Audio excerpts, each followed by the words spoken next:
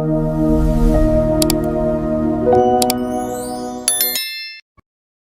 evening everyone. Blessed Monday po. Samahan niyo po ako sa gabing ito sa ating CCF Intercede.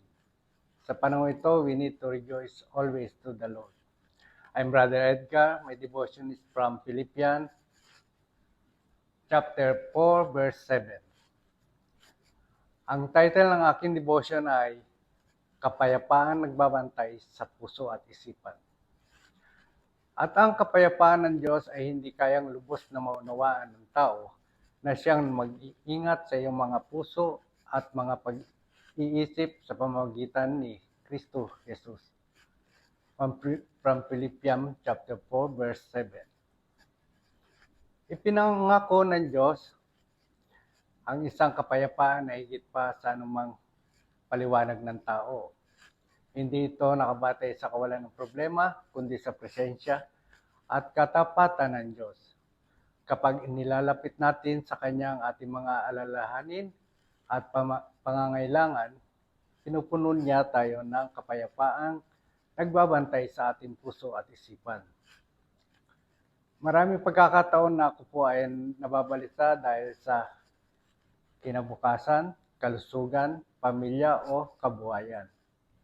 Madalas ay naghahanap ako ng kasagutan upang magkaroon ng kapanatagan. Ngunit may mga sitwasyong hindi agad nasasagot ang aking mga tanong.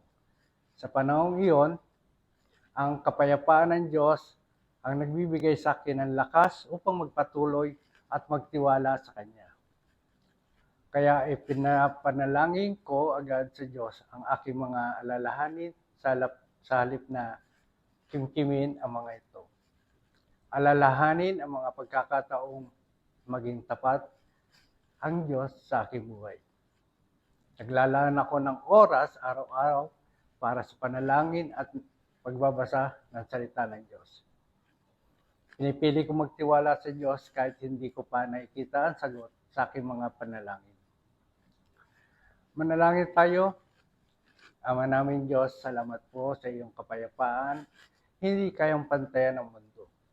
Sa tuwing ako po ay nag-aalala at natatakot, tulungan mo po akong ipaubaya ang lahat sa iyong mga kamay.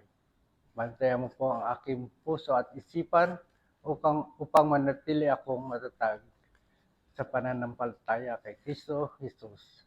Amen.